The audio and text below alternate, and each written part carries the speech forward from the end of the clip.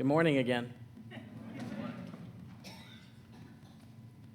I send greetings from Black Lives of Unitarian Universalism, an organizing collective and growing spiritual family whose primary work in ministry is to support and resource and enliven the power and capacity of Black Unitarian Universalists all across the country and the world.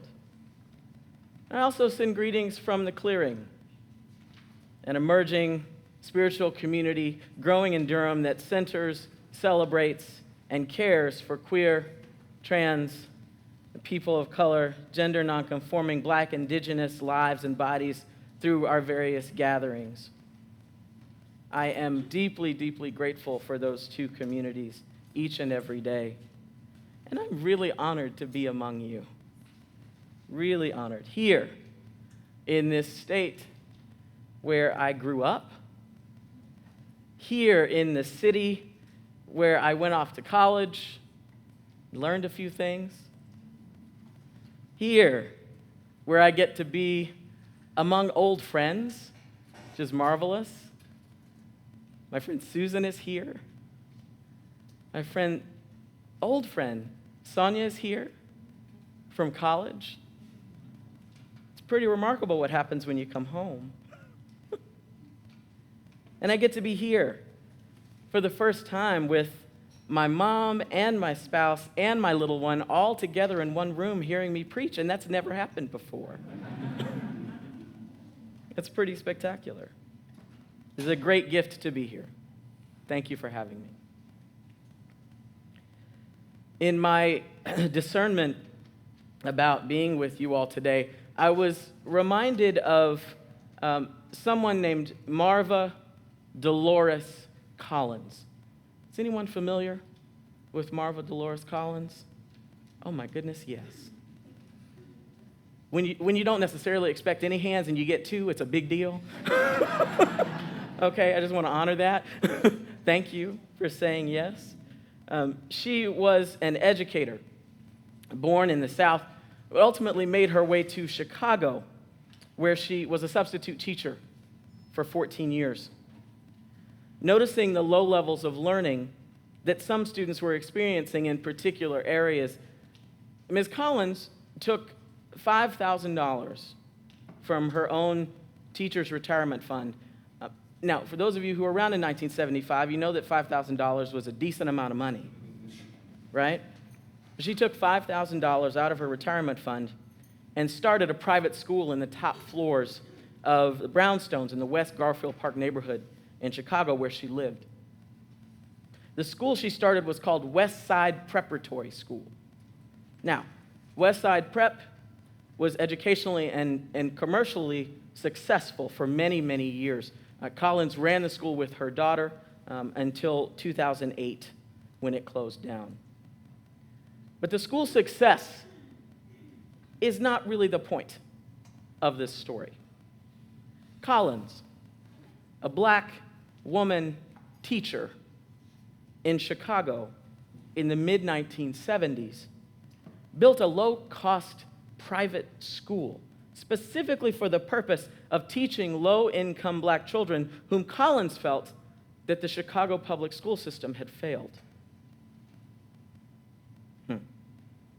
Where others had concluded that the students at West Side Prep were unteachable, Collins was so convinced that these students could thrive that she determined to ensure their flourishing. How many people do you think told Ms. Collins that she couldn't or shouldn't attempt to start a whole new school? One or two? Maybe? How many banks must have turned her away when she asked for a loan? If she even thought that she should attempt to even go to a bank in 1975 as a Black woman. How many colleagues, even family members and friends, might have discouraged her? Probably quite a few. But she did it anyway. She did it anyway. And the motivation to move her idea her calling was actually the very lie that fueled others' discouragement. The too often believed and equally misguided notion that nothing can be done. So why bother doing anything at all? How many of us have heard that in our lives? Nothing can be done about that. So that's okay. At a moment in our nation's story when mass shootings are on the rise each year, and where black and brown immigrant children can't get access to love and adequate care, we have a responsibility as humans, don't we? To move beyond the scarcity thinking of nothing can be done. Because, quite frankly, we need each other. We need each other. And sometimes the only way to know that we can count on one another in the ways it matters most is to show up in the most awkward, most uncomfortable, most unwieldy ways. In an ongoing exploration on my part of what this kind of shift really requires, the word that has consistently shown up in my spirit is disruption. Say that word with me. Disruption. Okay, you could say it like you mean it. Disruption. Okay, there we go.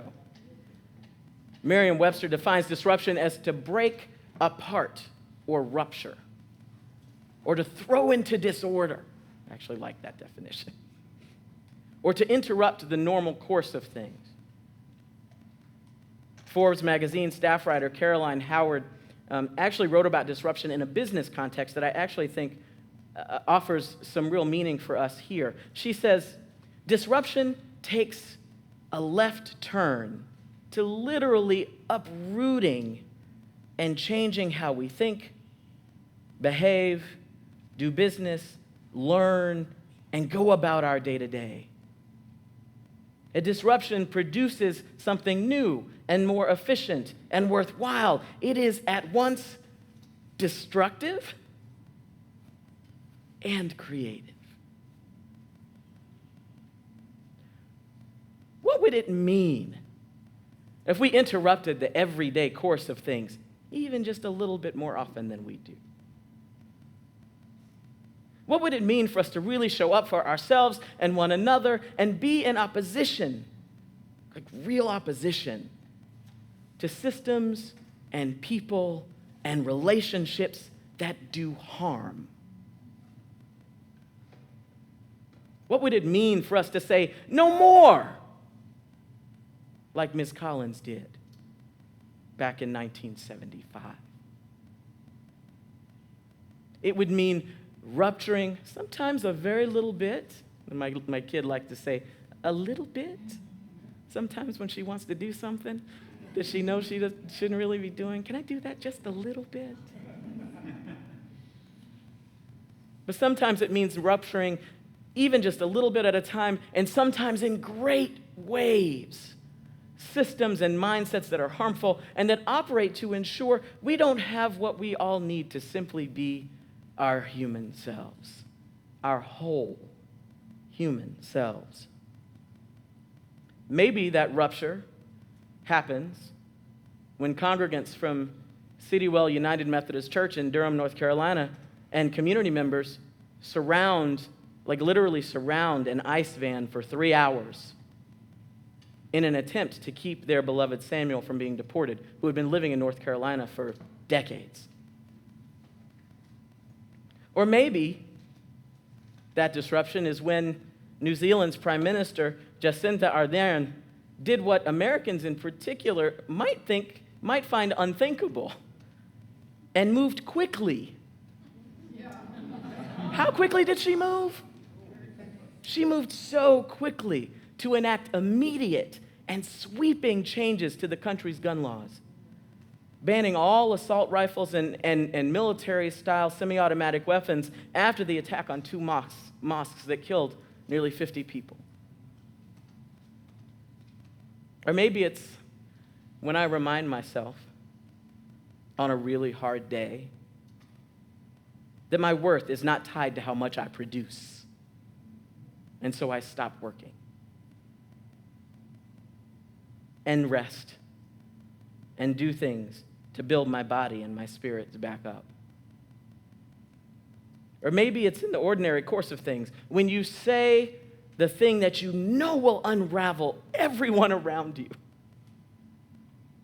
but you also know that it will not only save your heart and soul, but it will serve as a beginning to undoing what has been hurting entire communities or movements for generations. Do you all know what I'm talking about here?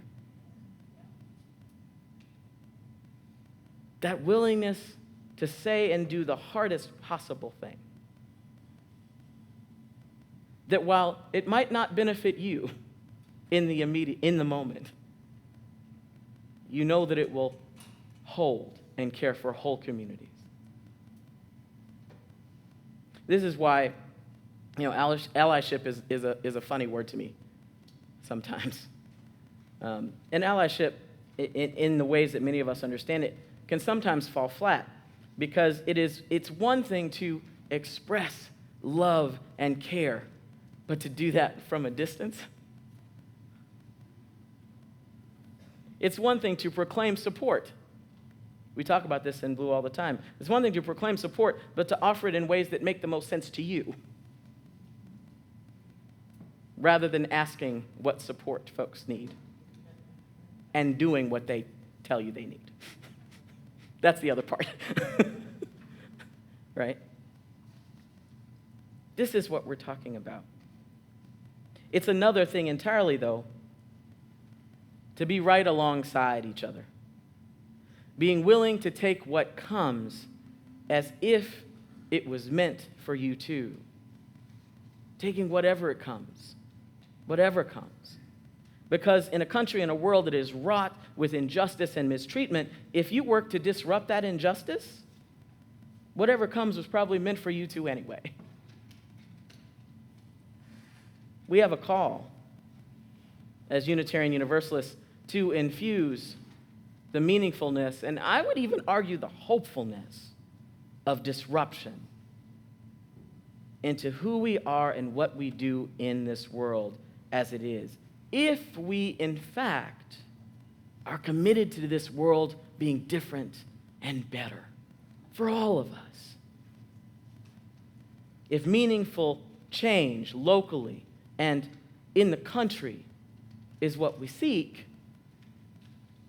breaking through to the other side of the lies we've been told, what we've been told is the only way to do a thing, and what we've grown comfortable with is perhaps how we find it. Can I say that again? If meaningful change locally and in this country is what we seek, moving through to the other side of lies we've been taught, what we've been told is the only way to do a thing, and what we've grown comfortable with is perhaps how we find it. Now, I'm not going to lie and suggest that this is pretty or easy work. It's not. As a black kid, some of the first lessons really drilled into me were about how to be appropriate, right? Read, assimilate, and say the right things in certain places, right? In other words, in places where there are a lot of folks who aren't like me, right? All for the sake of safety, for my own safety, of course.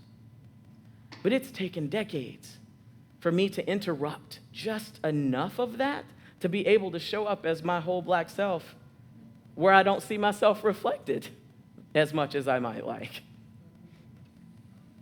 I.e., many of you use spaces. Amen? Right? And it took me a while to understand that Evelyn Brooks Higginbotham's conceptualization of respectability politics, which, believe me, is a whole different sermon that I may come back and preach another time, if you let me. That whole conceptualization of respectability politics was actually grounded in resistance. And I still have so much work to do, as do we all. What would this disruption look like in our Unitarian Universalism? That's a question. That's a real honest question that we must ask every day and all the time. Maybe it looks like editors in a magazine actually talking to the people about an article before they publish it. Right? Maybe that disruption looks like reimagining processes that are grounded in white supremacy culture and asking ourselves, well, how did we begin to do this thing? And how is how we do this thing perhaps harming folks? How do we shift that? This is a question. What does that disruption look like in our Unitarian Universalism? Because understand, if we're not living it if we're not practicing it. Let me say that again too. We're not living it if we're not practicing it. What good does a recitation of those 7 principles bring if we have no idea how to, or actually sometimes no interest at all in, actually living them out in our day-to-day lives?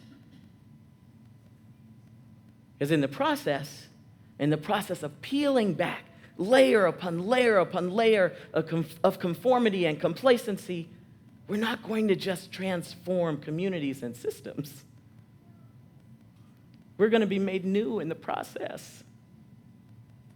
We're going to discover something about ourselves that moves us toward a wholeness we may never have known otherwise. This work of disruption is a prayer, an intention, a critical path forward, and a deep analysis about where we've been and where we need to go. It's also a recognition that in our present day context with the world as it is right now, disruption is devotion. Say that word for me. Devotion. Devotion. Devotion to spirit, to faith, and connection.